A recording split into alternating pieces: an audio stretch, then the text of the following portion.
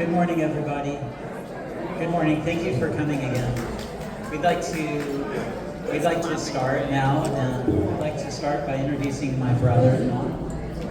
This is Alex Wernbrand, and he's going to play a musical piece for us to start. Oh, right. Is it Alex, remember? Thank you.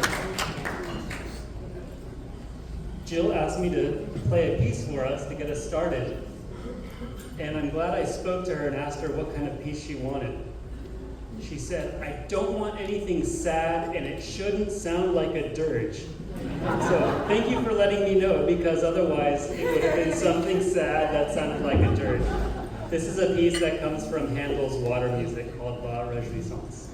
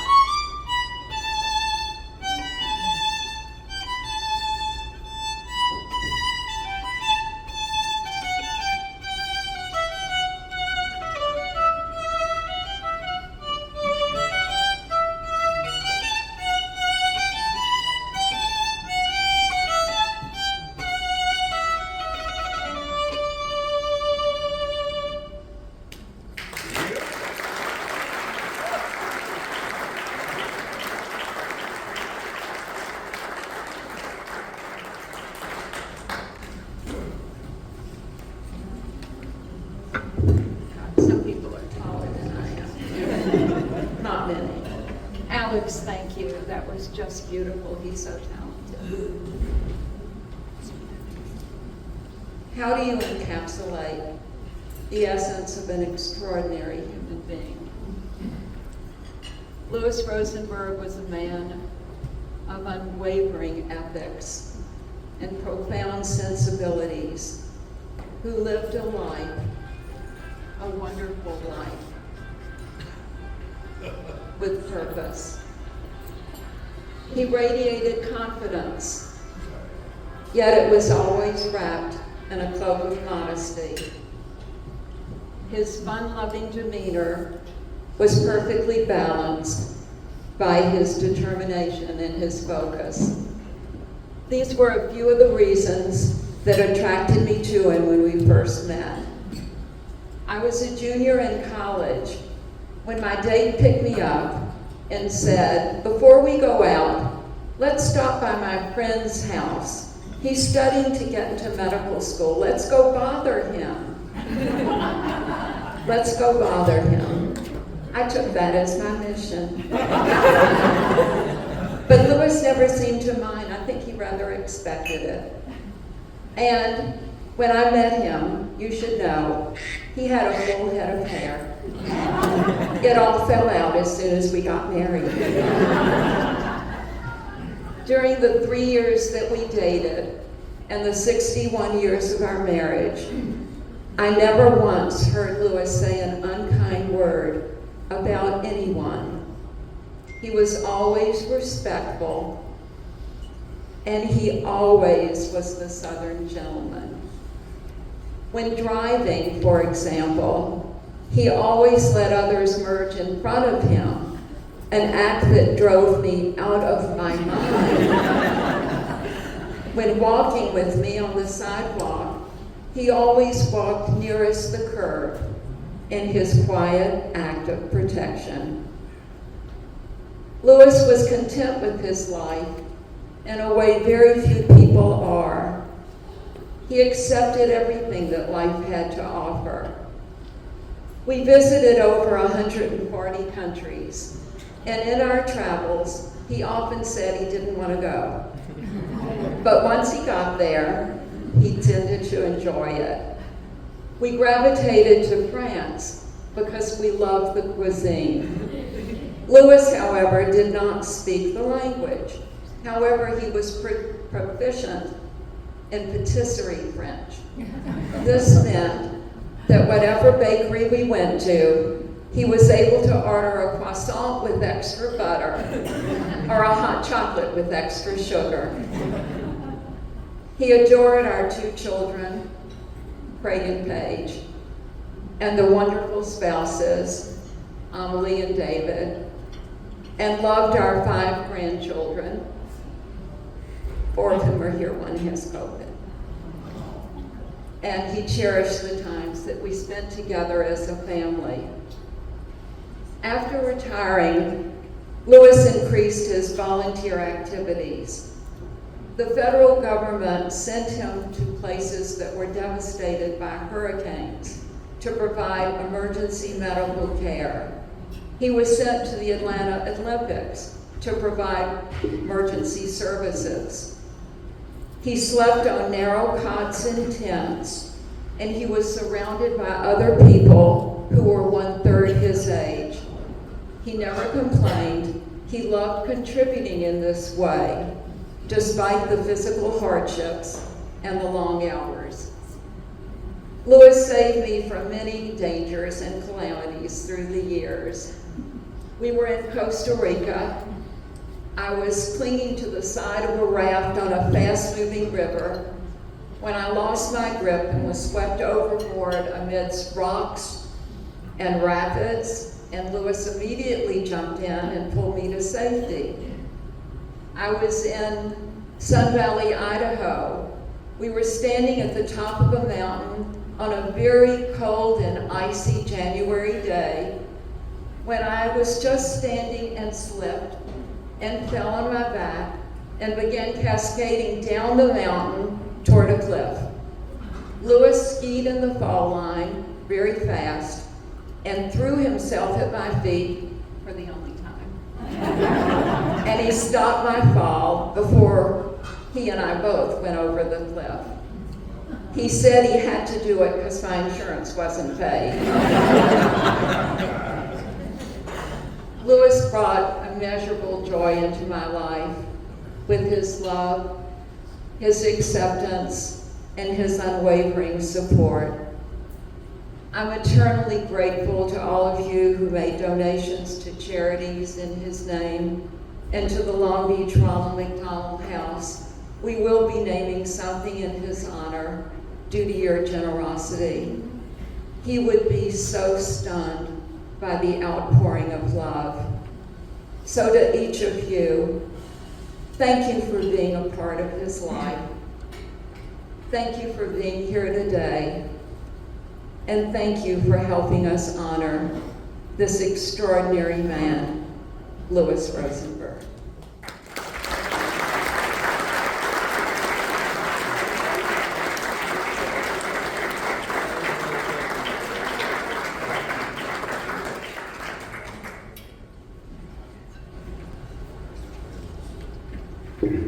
Hello again, everybody. Thank you, Mom. It's very touching. You memorized your whole speech. I'm impressed. I'm going to have to read mine. Practice that. So, ladies and gentlemen, thank you for coming. We gather here today to celebrate the life of my father, a remarkable man, Louis Rosenberg. His life was a blueprint for a life well lived, a testament to the power of giving, Whether through his work as an eye surgeon, his volunteer efforts with law enforcement, or his willingness to help friends and neighbors, Lewis gave of himself, his knowledge, and his expertise. He gave of himself, his knowledge, his expertise, his humor, and his love. He was kind, soft-spoken, very loving man, always ready to lend a hand or a kind word. Lewis was a man of many passions. He loved tennis, he loved travel, chocolate, of course, especially his favorite, chocolate milk. He had a twinkle in his eye and a thirst for knowledge that never waned. His dedication to his community was evident in his work as a trusted physician, as well as his work with the Los Angeles County Sheriff's Department and Disaster Medical Assistance Team, when he provided medical care in the wake of natural disasters, as you heard my mom speak about. In his personal life, Lewis was a loving husband and father, a loyal friend, and a playful grandfather. He cherished his friends and family, and was there to support and guide them if asked. He never offered unsolicited advice, but he was happy to offer his expertise, opinion, or information if he were asked. Lewis left an indelible mark on the people who knew him. He showed through example the value of hard work, education, service, the importance of family, and the joy of living life to the fullest. My father was a deep inspiration and a role model for myself, and he has been so throughout my life. I learned so much from him and so grateful to have had him as my father. He was a loving, supportive, strong, compassionate, smart, funny man, all at the same time. His sharp sense of humor, kindness, and unwavering love will be deeply missed. I think about him every day. I'd like to point out 5 ways in which his values and his teachings have influenced the person that I've become. First and foremost, I've learned the value of kindness and politeness. I suspect this may have originated from his southern roots. Secondly, I learned the value of hard work and was constantly impressed by the time, thought, energy, and effort that my dad put into doing a job well done. Third, I've learned the value of education. My own pursuits have greatly benefited from the strong examples he set regarding work ethic and grit and the transformative power of a great education. Fourth, I've learned the value of travel, the learning that comes from experiencing different cultures and enhancing life perspectives that such experiences bring. I suspect Lewis probably learned this from Jill. Lastly, my father taught me the value and importance of humor and not taking life too seriously. He had an incredible ability to find joy and laughter in the simplest moments, no matter what the situation. His lighthearted approach to life and irreverent sense of humor reminded us that laughter is a powerful tool for coping with colleagues and coping with challenges and celebrating the good times, and it's essential to cherish and enjoy every moment. Dad, everyone here misses you very much. You were an incredible example of how to live a long, full, and meaningful life that impacted so many people in such a positive way. The examples you set with your polite, humorous, loving demeanor live on in myself, my wife, and in my 2 children, Brandon and Ryan. We're so grateful for the many times that we had together and the great memories that we made that will last a lifetime. The examples you set are already being passed on to future generations. As we remember Lewis today, let us cherish the good times we had together. Let us use those memories to guide how we can live our own lives and how we interact with others. Let us continue to honor his memory by living with the same kindness, generosity, love, and humor that he showed every day. Thank you.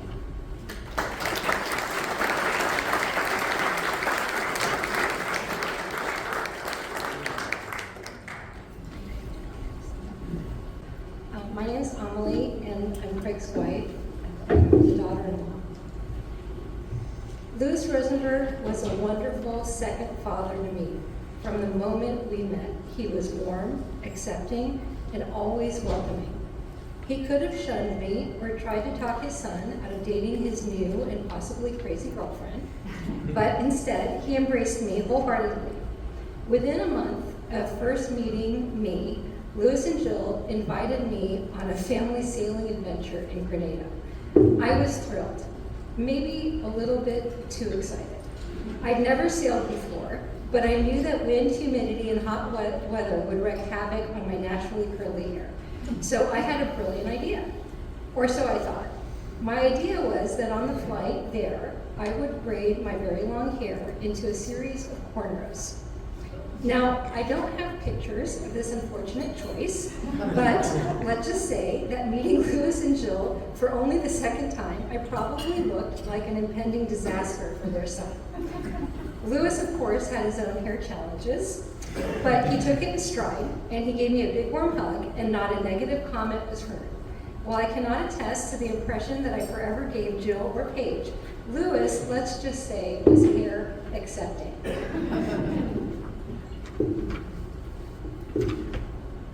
Sticky pages. Louis and I shared many long conversations about all things medical. It became a personal interest of mine, and despite sometimes having different views, we often exchanged studies and articles on topics we had discussed. What struck me most was that even years later, Louis would sometimes send me articles supporting my previous views on things we had debated before, showing that he was always open to learning and evolving, and he was a lifelong learner, eager to discuss, teach, and continue exploring new ideas, all the way to the end. Louis's love of his family and grandchildren was profound. On a very early trip, there was a lively debate about what Emma would call Louis and Jill. After much discussion, it was settled that Jill would be Bean, as in jelly bean.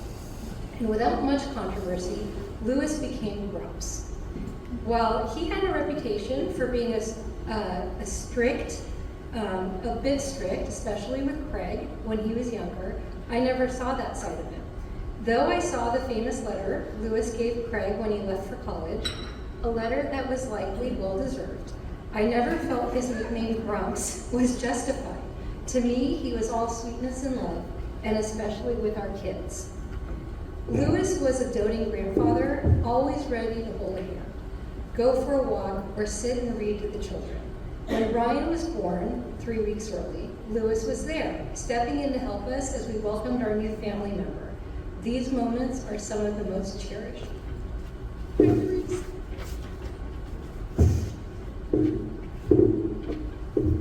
Sorry, I'm the emotional one.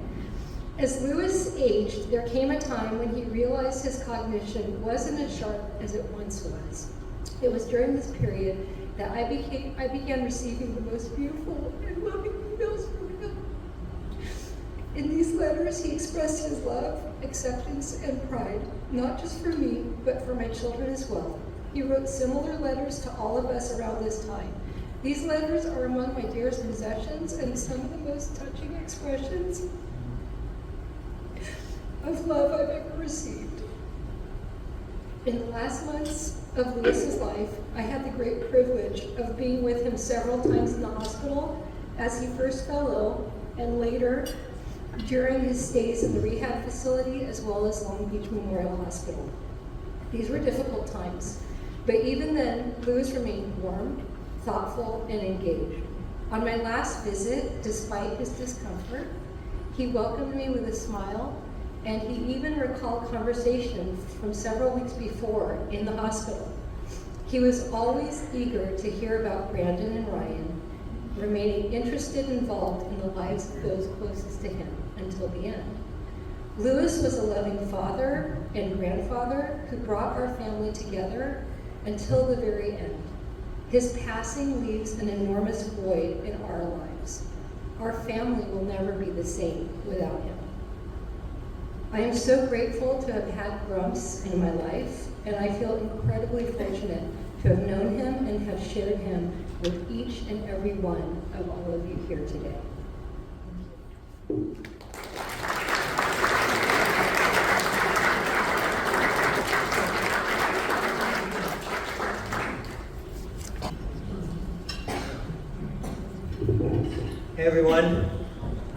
My name is Brandon. I'm one of Grumps' grandsons. And I was trying to figure out how I should open my speech today. My first thought was in Grumps' signature style, with a long-winded story about ophthalmology. But WebMD does not have as much information as I thought it would. I wrote this speech in a hotel room in Tokyo. I was doing what Grumps loved doing and spent so much of his time doing in his life, traveling. And I got to spend so much time with Grumps, mostly on family vacations. To the Caribbean, we went to Tahoe, we went to Malaysia. He was an amazing traveler, he was adventurous, he was easygoing, he could fall asleep in literally any chair that you put him in. It was insane. And most of all, he was hilarious.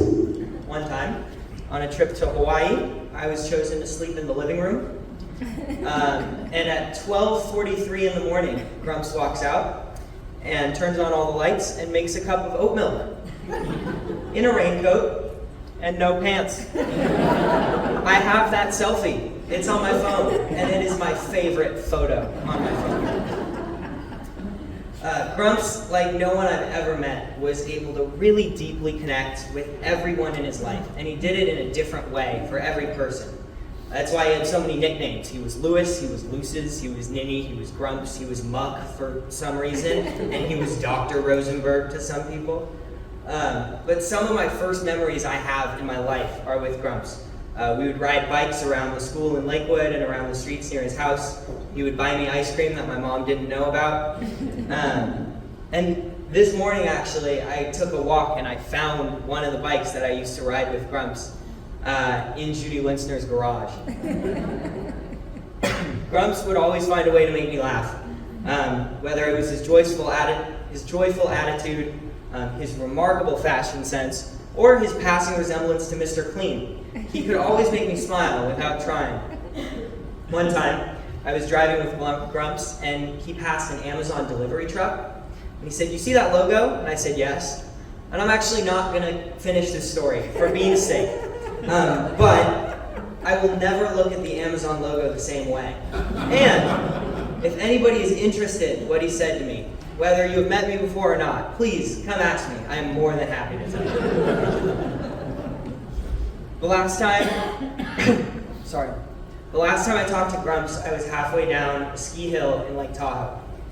And it wasn't until my mom pointed out to me that the last time we spoke, I was doing something that he loved, that he talked to my dad, who talked to me, and now I love doing. As I grew up, Grumps and my dad were the two people that I always looked up to shape who I wanted to become. And I could not have asked for a better pair of role models. I woke up at 5 this morning. Jet lag is a crazy thing. And I took a walk through a few streets I used to go biking with Grumps on. And I thought about how he connected with me with bike rides. And that's how I remember it. And every time that I would see him, he would make me feel so important. And I know that every one of you guys are here today because you have a different, special, unique connection with Grumps. And I hope that you take some time today to think about the unique ways that Grumps connected with you, however big or small. Thank you.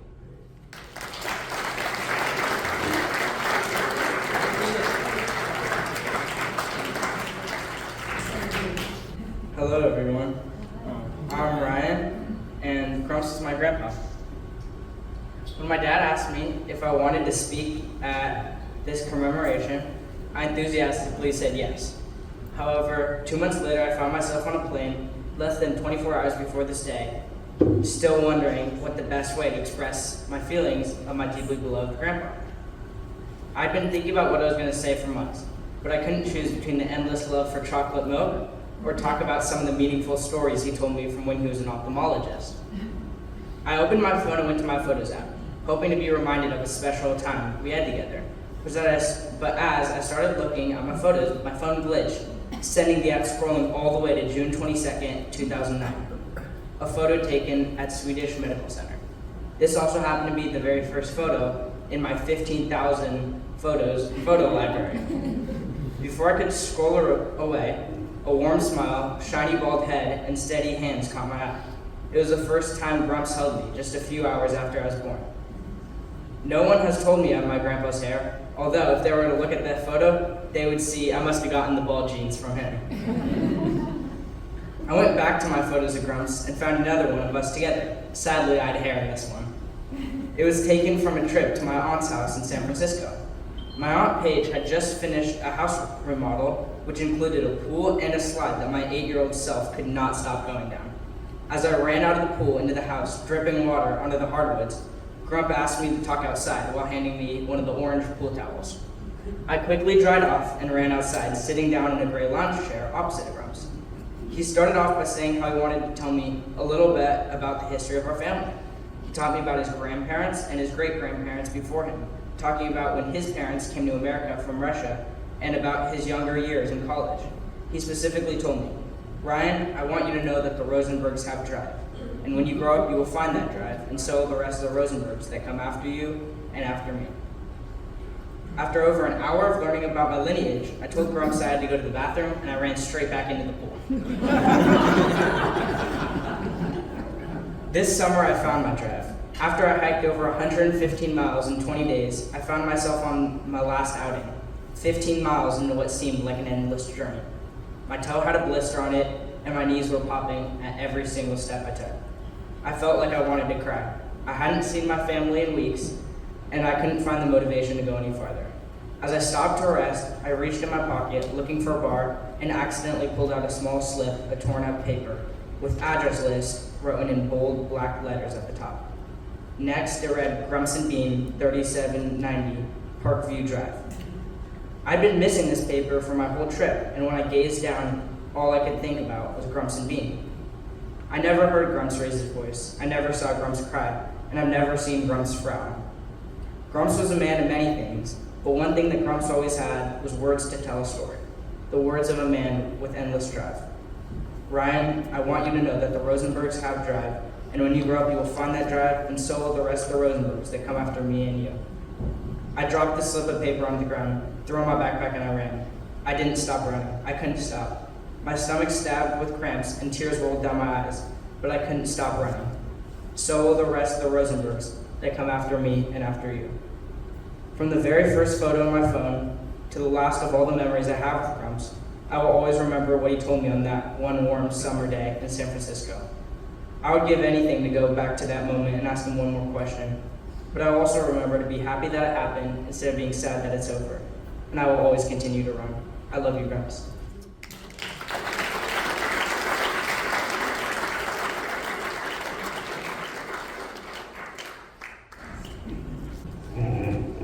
I'm Jack Schuster,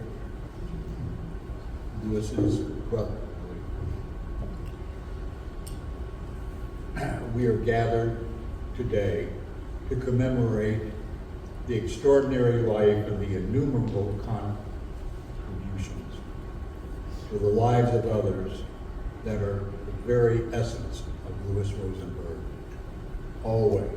Always fair, smiling, gracious, generous Louis, invariably tolerant, well, almost invariably.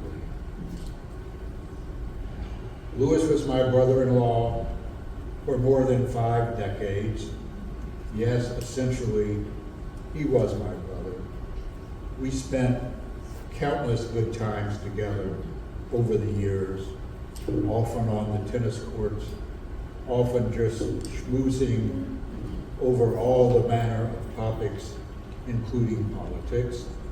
I'd say in retrospect that we held fast to our own, sometimes starkly contrasting points of view about the realities of American life, both the sweet and yet the sometimes discordant aspects of society.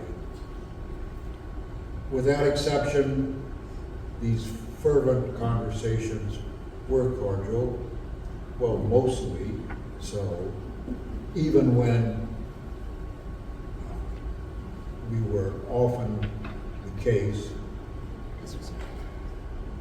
Our views were starkly contrasting. You see, I had been a partisan, progressive Democrat ever since I can remember. and had worked for a congressman, a very progressive congressman from Indiana. Lewis was my friend, my very best friend across so many years. I had first met Lewis in the early 1960s when he was dating my sister Jill. After they were married and moved from New Orleans to New Jersey, I delighted in visiting them and getting to know Craig, their first child, and my first nephew. A few years later, their daughter Paige was born, and the robust Rosenberg family relocated to Baltimore, primarily for Lewis to pursue his ophthalmologic training. Shortly after, I moved to nearby Washington, D.C. and met my future wife, Diane. Diane recalls that within several weeks of our meeting, we went to Baltimore to spend time with the Rosenberg family. In 1969, Lewis and I were integral part. Lewis and Jill. I was there too. Lewis and Jill were an integral part of our own wedding, and soon thereafter, they encouraged us to follow them to the West Coast when they moved across the country. I'm Diane. Jack and I did move westward in 1970, first to Berkeley and then to Claremont, which enabled our two families to see one another on a regular basis. For many years, Jill, Lewis, Jack, and I converged every few months for dinner and theater, sharing memorable meals and both memorable and not so memorable theatrical performances. Our two families shared Thanksgiving dinners, birthdays, anniversaries, graduations, and times of celebration, including Jill's being frequently honored by the Long Beach community for her extraordinary volunteerism and leadership. Our families vacationed together in Jamaica, Sun Valley, San Diego, Palm Springs, Laguna Beach, and other wonderful destinations. Jack and I watched Craig and Paige grow up, choose spouses, and build families. We witnessed how special it was for Lewis to have grandchildren who were curious and creative and resilient. We know that Emma, Ethan, Hallie, Brandon, and Ryan carry forward the best of Lewis, and we know how proud he was of their distinctive personalities and impressive accomplishments. Lewis was always there for Jack and me and our daughters, Jordy and Ari. And he was especially there for Jack and Jill's mother, Sally Schuster, of blessed memory. I can still hear Lewis calling on the phone to check up on family members if any of us had so much as a sniffle. In that sense, he always made house calls and took time to precisely explain what might be going on with each of us medically. He was a wonderfully patient teacher and someone who trusted the body to heal itself without excessive pharmaceutical intervention.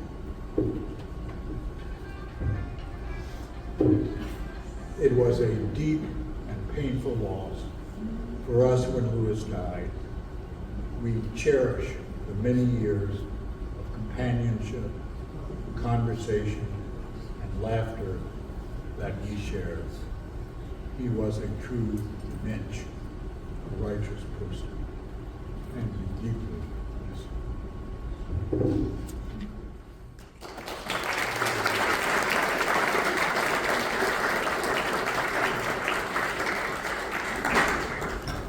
Hello, I'm Emma. I'm one of the many grandchildren roaming. And today I will be speaking for myself and also my brother Ethan, who couldn't attend, who, let's everyone hype him up because he did a really great job.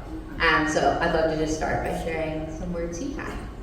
To start, Steve Jobs once delivered a speech to Stanford grads about how the awareness of death can serve as a powerful motivator in our lives. This message has inspired me, Ethan, deeply, urging me to strive for personal growth and greater engagement within my own life. I found myself reflecting on this speech, particularly after the passing of Grumps. In contemplating this speech, I realized that, while the notion of morality as a motivator holds significant weight, it might not have resonated with Grumps in the same way. This is not to say that Grumps was indifferent to the idea of death. In fact, he faced the concept with a rare composure and acceptance. For him, living a purposeful, fulfilling, and selfless life seemed to flow naturally without the need for an external or internal push. His approach was rooted in a deep-seated sense of purpose and authenticity. Grumps' approach to life had an organic alignment with his values and passions. His actions and spirit spoke to a different kind of motivation, one that was intrinsic and innate. He cared deeply about others with optimistic belief in mankind and the future. He prioritized his family and friends, but never excluded others. He had strong morals which most would align with and welcome. He acted with an uncommon amount of care and kindness. He devoted his life and career to others' safety and health. He provided a family with wealth and wisdom. He's the reason I'm alive, which speaks more words than this speech, so thank you for raw dogging life. Thank you, Ethan. Really great. I'd love to share just one final story of my own. So in December of last year, I had the honor of throwing a very exclusive celebration, the celebration of Grumps and Me's wedding anniversary. Like I said, very exclusive. There were 3 attendees, myself being Grumps. There was a very fancy dessert, cosmic chocolate cupcakes, and we got to enjoy the slight waft of cigarette smoke by nearby attendees, also a lovely piece. And yet, as the 3 of us sat at our little table, I have never seen a happier person. Some takeaways from this story. Firstly, chocolate cake is obviously the right answer. I feel like everyone said it. We all know. Secondly, love is best shown in the little moments. Grumps understood that our love is best communicated in the small everyday choices that we make versus grand gestures. He understood the value of squeezing your hand when he held it, of making eye contact when listening, and being sure to tuck everyone into bed before he himself made his late night chocolate milk. So, it is my hope that today and every day after, his legacy will live through everyone in this room, through our capacity to love each other the way he loved everyone. Thank you.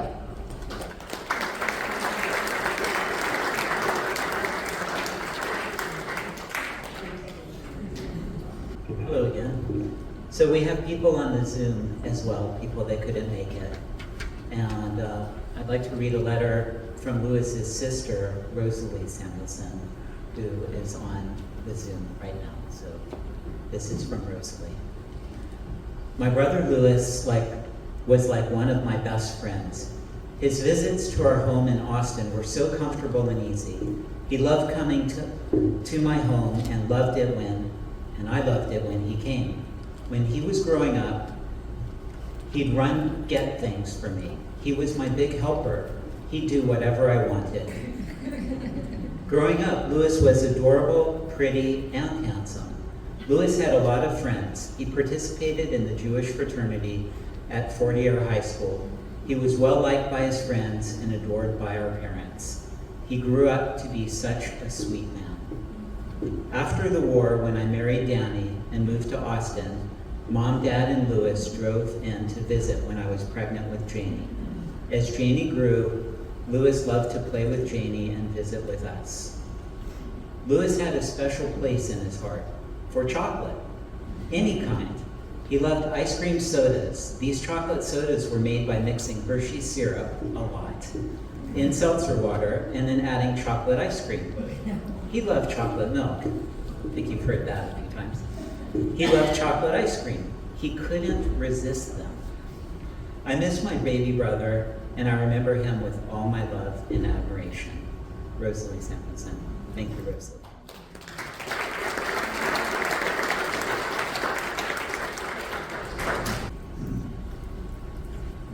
First, I'd like to clear up, I am not Lewis's son. I just have the same haircut. That is his son. I am married to his daughter, however. Thank you all for coming. I think about people and I think about what do they like, because it says a lot about them.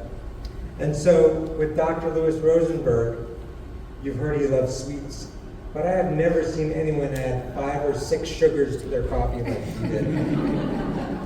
With his sweet personality, sweet tooth, and Jill as a partner, it is no surprise that he loved Hershey's chocolate and Baskin-Robbins Rocky Road ice cream. As a New Orleans city boy who spent weekends out in the country, or swamp, as his granddaughter would call it, it is no surprise that he also loved going back to the Big Easy and eating po' boys and gumbo. I wonder if he was a truck driver in a previous life, because he just loved truck stops and cheap eats. He could find like a cheap good food somewhere, he wouldn't even be there. As someone who really loved both tennis and not wasting money, Leisurely Louis was the proud wearer of many Costco tennis shoes. This worked out for a few reasons. First, because he could take some of that money he saved and spend it on beautiful cars that he loved and took immaculate care of. Second, it fit because Louis was a man who would rather skip shopping and was happy with the perfectly good clothes that he owned for many decades. It also worked out because Louis, aka Grumps, was very generous, both through the volunteer efforts that you've already heard about, and by helping his family, and by being a free medical resource to all of us, which we found extremely helpful. Louis was a manly man, but without the bravado. He was humble. He enjoyed skiing, biking, volunteering for the sheriff's department, jumping out of helicopters, and as you heard earlier, pulling Jill out of Costa Rican rivers and stopping her from going off of ski cliffs. But he also had a softer side and claimed his favorite movie was Mamma Mia and had a soft spot for old Taylor Swift. Louis also really liked himself and was really comfortable with himself, with or without clothes. Maybe this is why he liked dirty jokes so much. What Louis loved most of all was his family, and especially his incredible wife, Jill.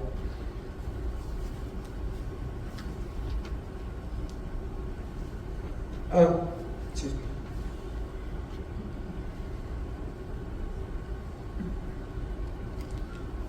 Scientists a long time ago wondered if people could live on only chicken and chocolate milk. Louis proved that that was possible.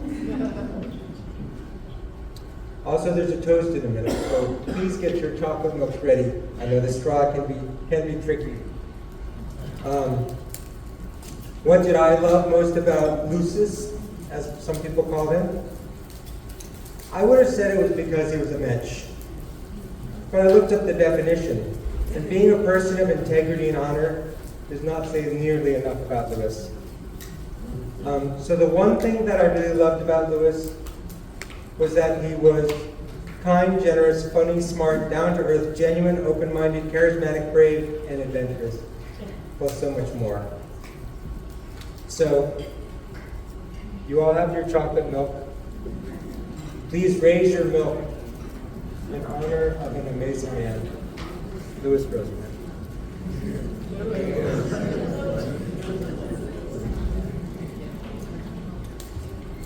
Now, we welcome anyone who would like to say anything about Louis to come up and say what you loved about him or anything you feel you'd like to say. There is, however, a 3-minute limit. It will be strictly enforced by the bouncer and son, Craig.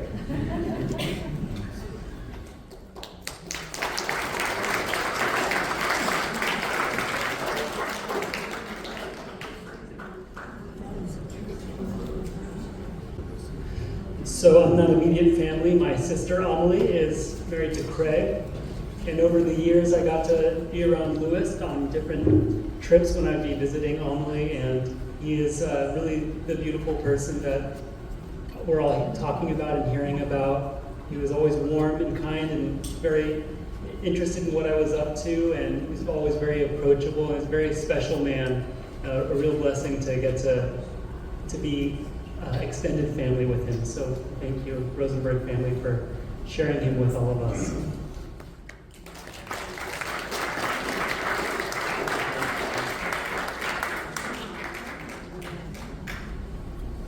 Since I'm a tennis player and I met Lou on the tennis courts at Lakewood Country Club, and he was such a nice person. He met everybody that he could meet, and he was a good tennis player, and we played quite a bit of tennis with him, and he was always so gracious, always so nice. He would make mistakes on the scoring because he always wanted the opponents to win. So that was very unique. But I have a story separate. I was in real estate for a short period of time, and I was unhappy. And I talked to Lou about it at the tennis courts, and he said, join my wife's firm, Robert Weil. So I did. I talked to Jill. She invited me, and I met Gary Marsh, who was a broker, and they hired me. And within a month, Jill gave me a listing. It was for $110,000 on the west side of Long Beach. And it turned out that the property was then owned by a vice president of Broadcom. And he wanted to make sure that his mother-in-law got the best amount of money as possible from the property. So we started at 110, and we made a lot of modifications, and we sold the property for $200,000. So that was a record percentage-wise at the firm at that time, and all because of Jill giving me that. But in addition, the vice president of Broadcom gave me 100 shares of Broadcom stock. So I became wealthy overnight, but so thank you very much. And the best part of being here today, I've only been to one other memorial service that is equal to this. It's when Pancho Segura died in Beverly Hills, and it was sensational. But this one tops it because I know so many people here. They're all my friends, and I'm very, very happy that Jill invited me, and I'm happy to be here today. Thank you.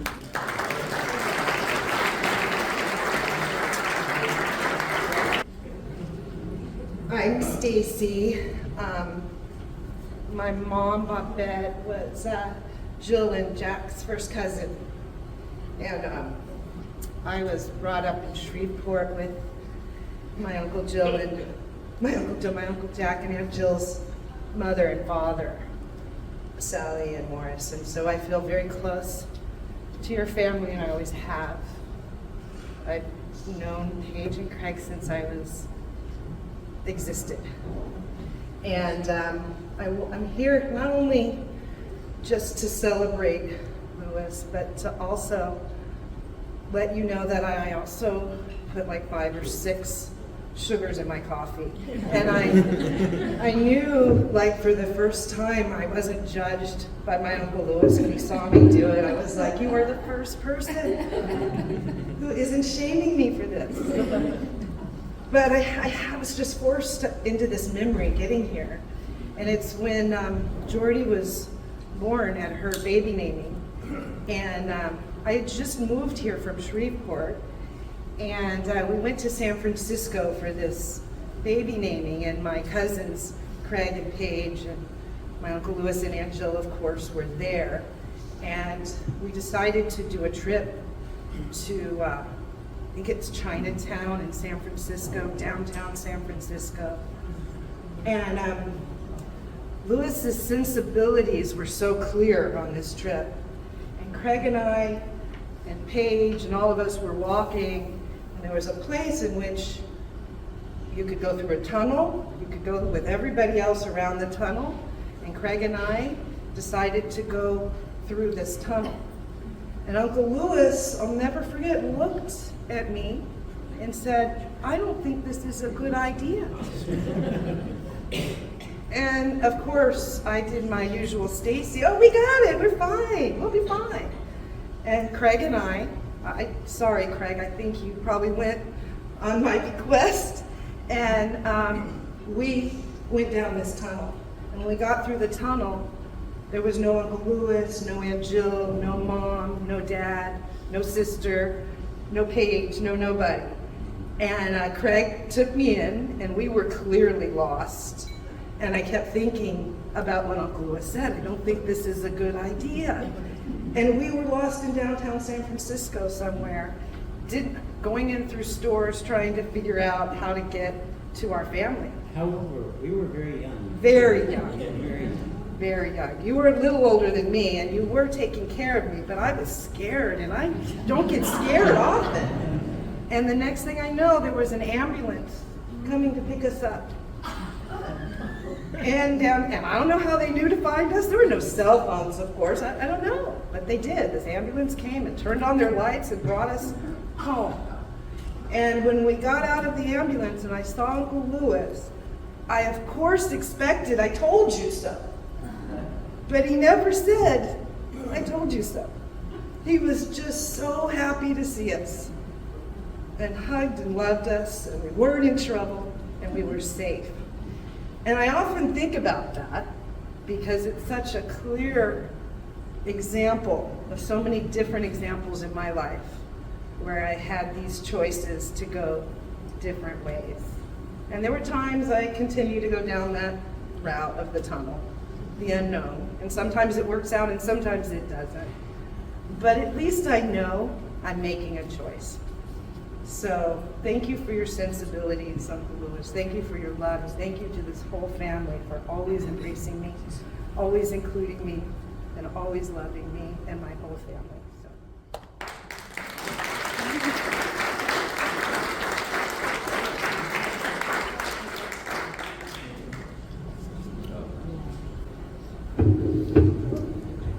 Hello, Robbie Lassers.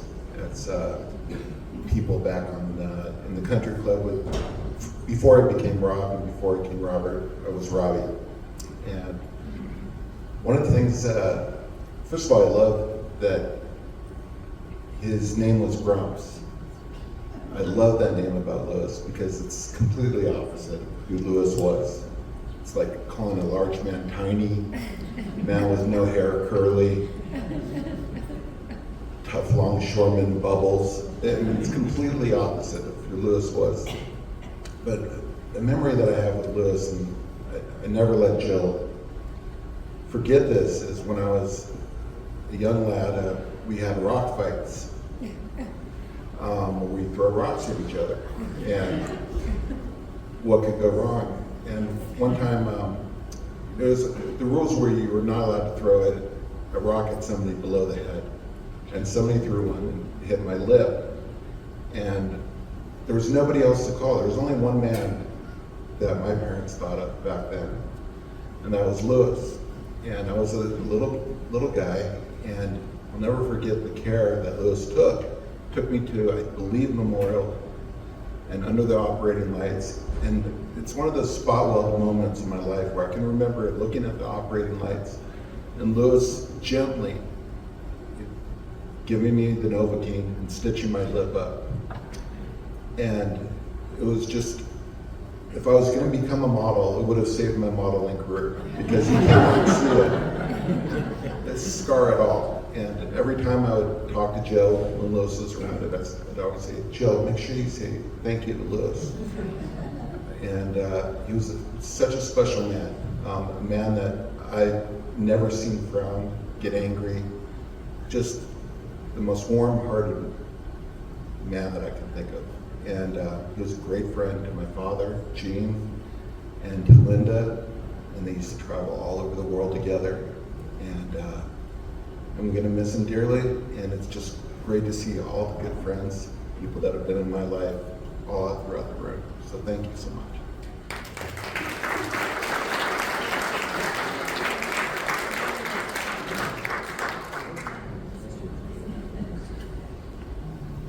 Well, unless there's anybody else that would like to say something, I would like to greatly thank everyone for coming here today, sharing your stories and being together with our family. We really appreciate it.